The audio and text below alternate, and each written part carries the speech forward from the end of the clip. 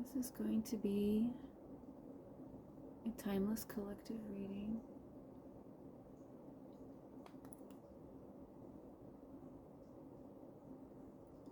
Take what resonates and leave what doesn't.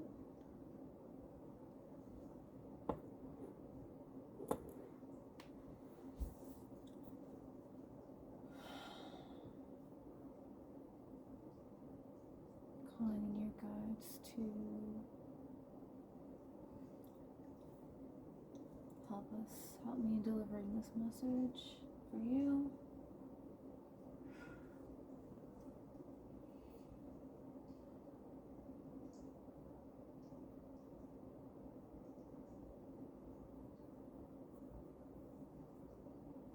Feeling really called to use this fairy tale oracle, fairy tale heroine. Let's dig into this.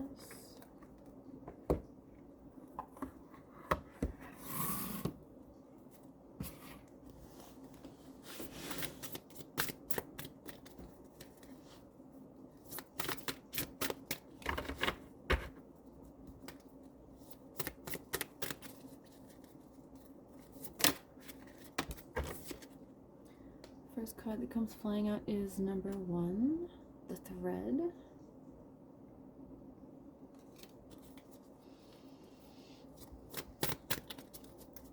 Getting the feeling that you know, you're trying to follow your guided path, and sometimes it's feeling dark and scary, sometimes it's feeling unsafe, sometimes it's feeling like a wild goose chase. But this thread is just an irresistible pull to you.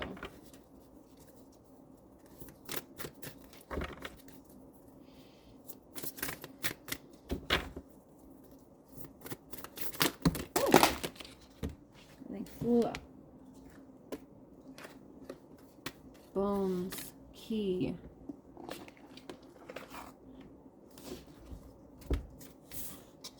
Spindle. Fairy godmother,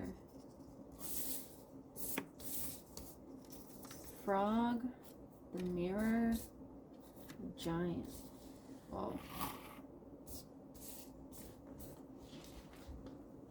Just seeing bones and key together is like, is there some kind of skeleton key? Like,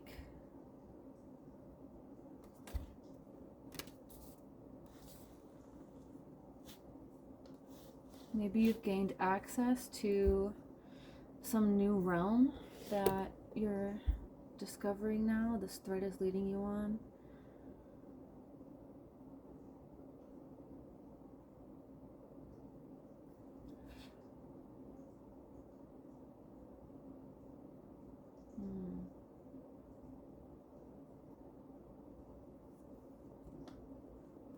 I feel like maybe this path that you've been on in the past is something that has not resonated for you, and it's bringing you, or it has given you feelings of resentment and like, you know, why should I even trust this path? Look, what's in there? Leading me into the dark woods? Like, what is this? I don't feel safe.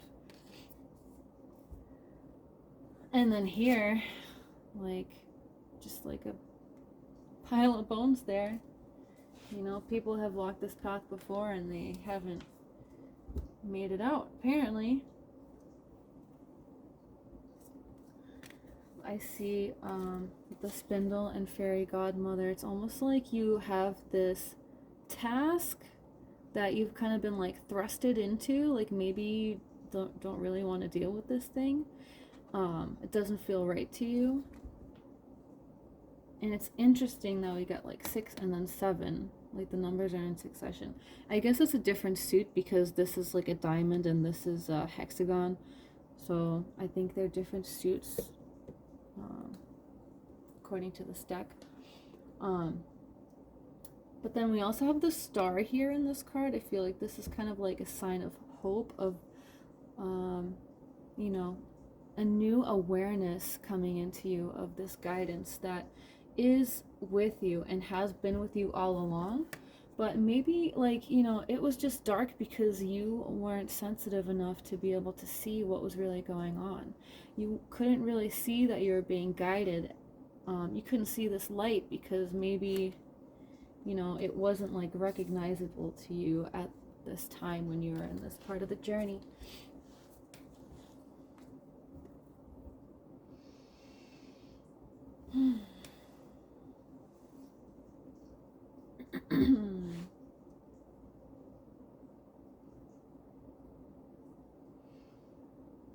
And then getting the frog here. Actually, this is successional too. You got 7 and 8, and these are the same suit. The fairy godmother and the frog. So now it's like you're learning your way, you're learning the ways of the universe, and maybe you've reached out to your guides, reached out to your fairy godmother, and tried to manifest some things. Maybe you manifested a frog. And that's not what you wanted. You want a prince, not a frog prince. Or maybe things aren't what they seem. Maybe it's a prince in disguise.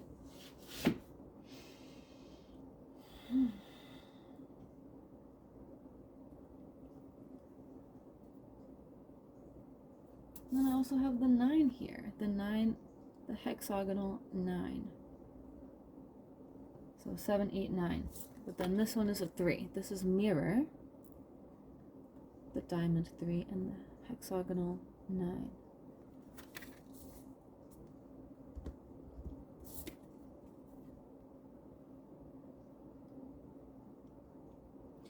Just my intuitive take on this card, it feels like, you know, you're coming into an earthly wisdom. Maybe like you're starting to realize, or it's time now for you to start realizing that the magic that you have access to, the guidance that you have access to, is natural and has been with you all along. Yes, we know that. You're gaining new access all the time as you grow,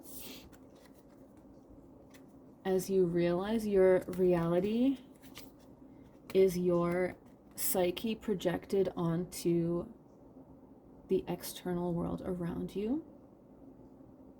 That's this mirror. You're realizing the outside world mirrors your psyche. And this giant card, I feel like this is kind of calling to like being more in harmony with nature and learning to live in harmony with the earth. And look, he has that dark forest behind him. He's just like, he's comfortable there. He's part of it. You're becoming part of. And that's reflected in this mirror, the tree, the nature. You're becoming part of nature because you're allowing that. Wow, that's beautiful.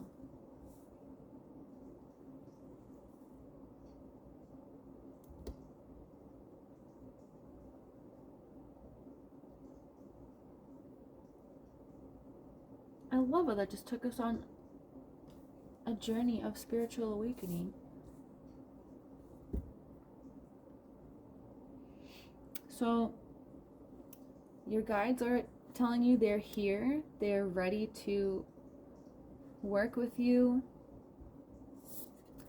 and you now are ready to work with them. You're ready to explore that dark, deep forest of your psyche and discover what's hidden there. And you don't have to be afraid anymore because you know that you're guided and you know that you belong here. Like, you are part of this. You're part of this world. You are part of this universe. You're an eternal soul exploring the realm of Earth. So have fun with it. I think that's the message. Just have fun. And yeah. Let's get one more. Let's do one of these Garbage Pail Kids tarot. This will be a fun one. I like this deck. What is a nice little final message from Spirit that we can leave our viewer with?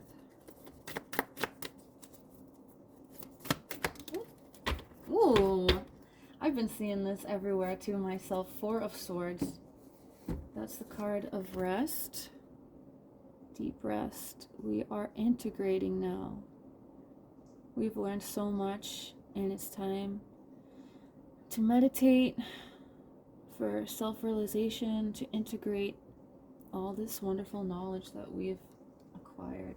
I'm going to read from the book, because these cards are really fun. These little characters are fun.